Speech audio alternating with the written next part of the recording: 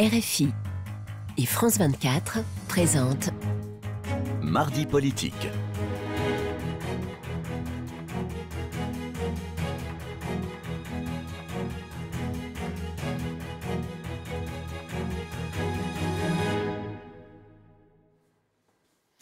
C'est l'heure de Mardi politique sur France 24 et RFI. Bonsoir Véronique Rigolet. Bonsoir.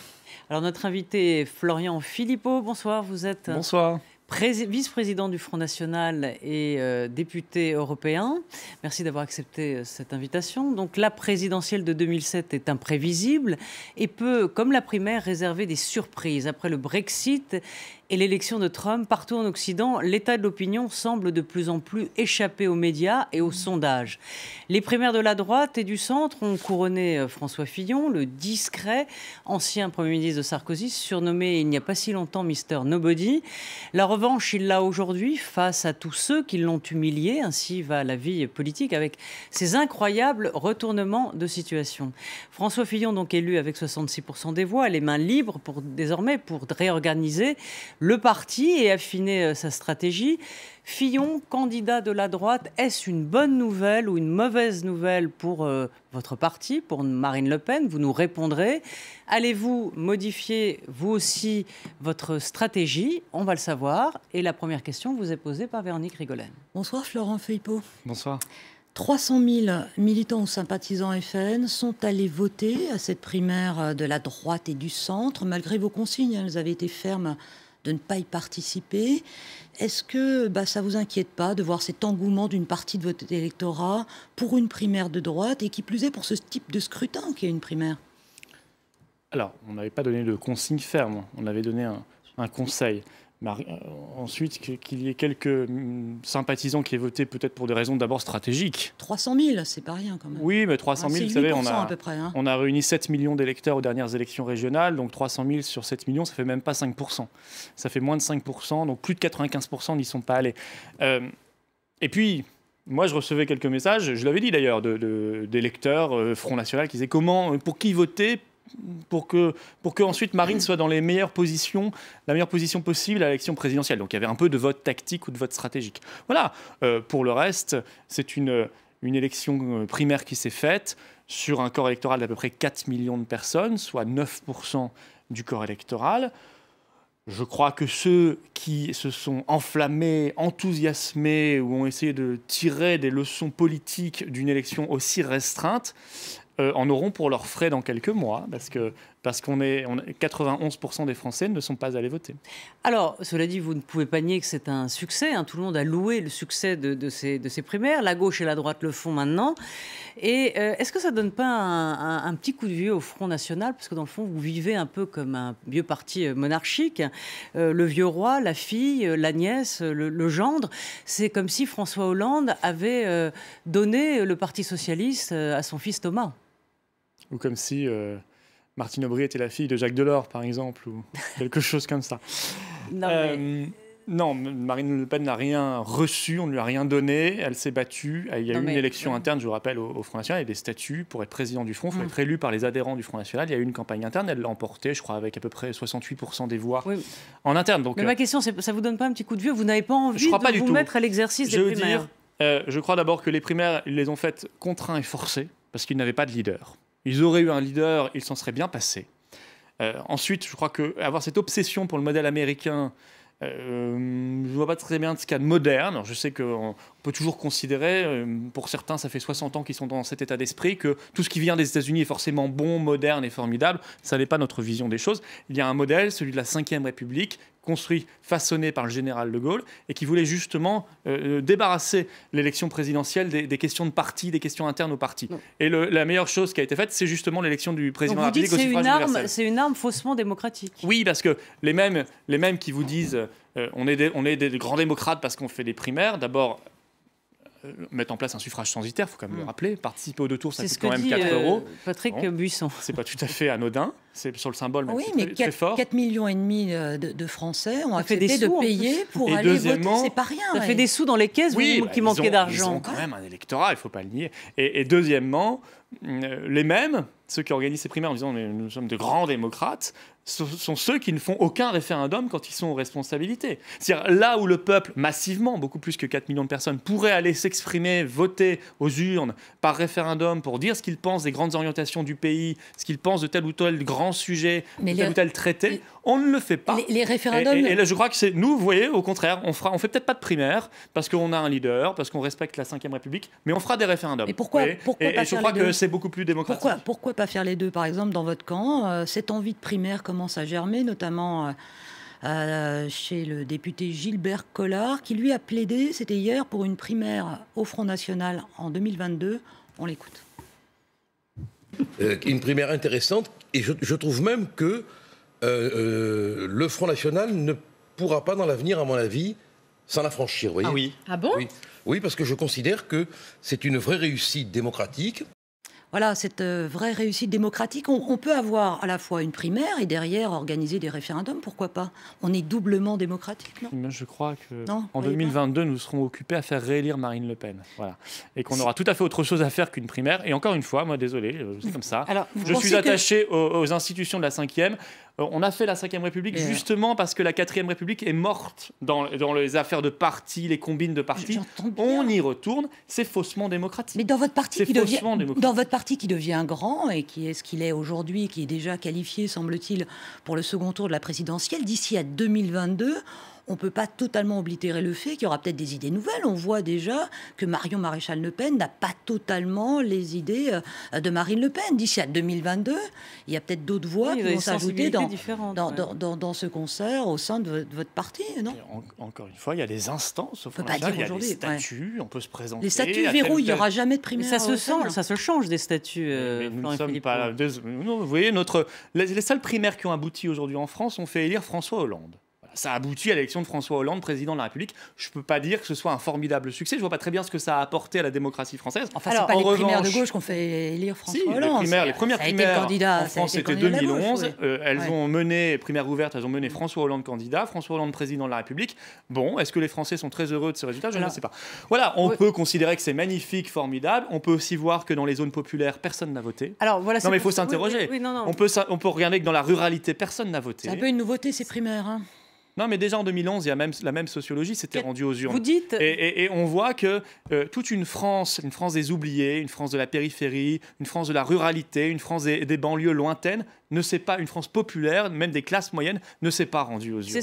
Il faut s'interroger là-dessus. Par contre, je suis certain qu'on interrogerait l'intégralité du corps électoral français sur les grands sujets. L'immigration, le traité transatlantique, la souveraineté française, là je suis certain que vous n'auriez pas 9% de participation, vous auriez 80-85% de participation. Donc vous dites que c'est faussement démocratique, c'est un suffrage censitaire. Je rappelle que c'était à l'époque où seuls les riches pouvaient voter. Vous considérez que c'est aujourd'hui le cas, c'est-à-dire que ce ne sont que les privilégiés qui vont voter à des primaires.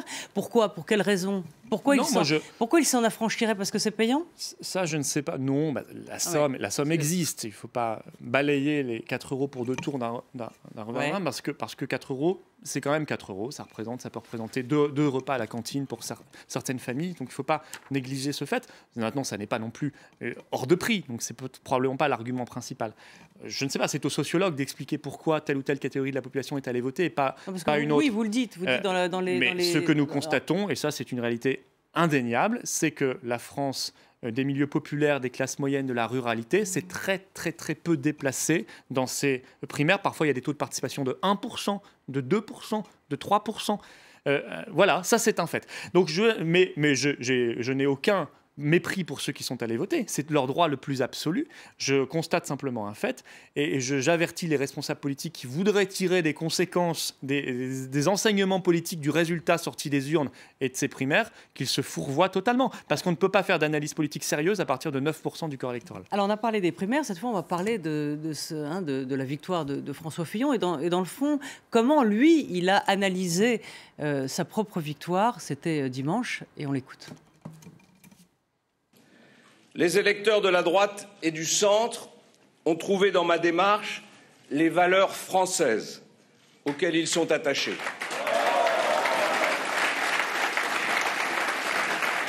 Ces valeurs, je les défendrai et nous les partagerons avec tous ceux qui, dans leurs différences, aiment la France. Personne ne devra se sentir exclu d'une société que je veux plus juste et plus solidaire.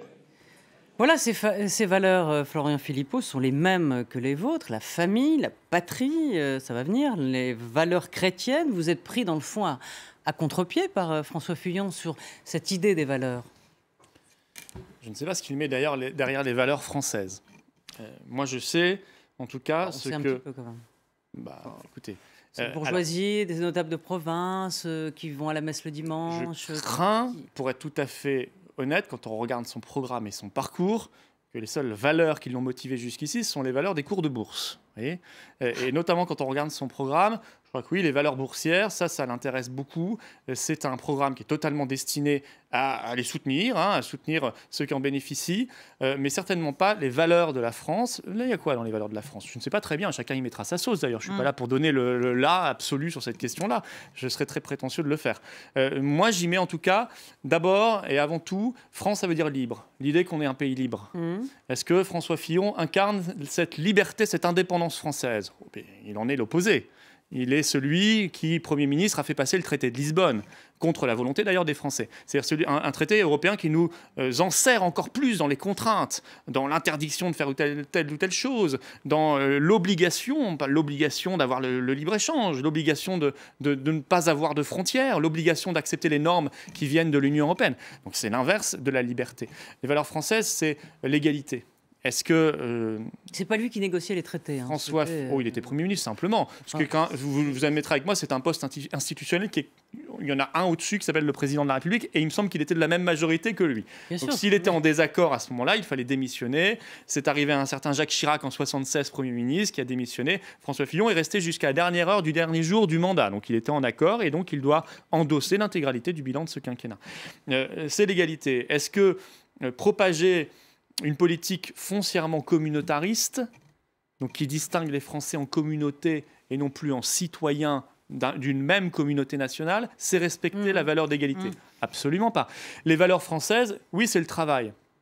C'est vrai que le travail, c'est une valeur auquel on tient tous beaucoup. Mais est-ce que le travailler plus pour gagner plus a été respecté? Est-ce qu'en ayant dans son programme... La crise, Oui, mais est-ce qu'en ayant... Oui, la crise a quand même bon dos, parce que d'autres pays ont su quand même se ressaisir. Est-ce qu'en ayant dans son programme la suppression de la durée légale du temps de travail, c'est-à-dire la suppression... On va passer au... Oui, mais juste répondre, ça a à voir avec les valeurs.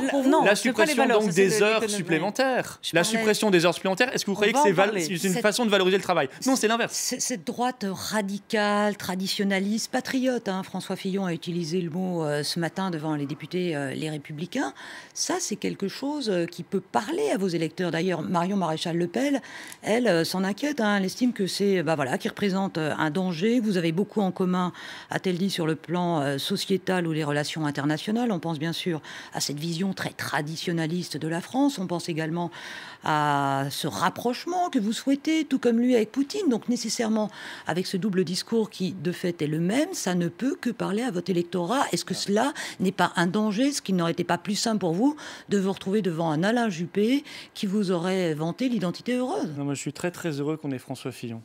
C'est pas ce que dit Marine Le Pen.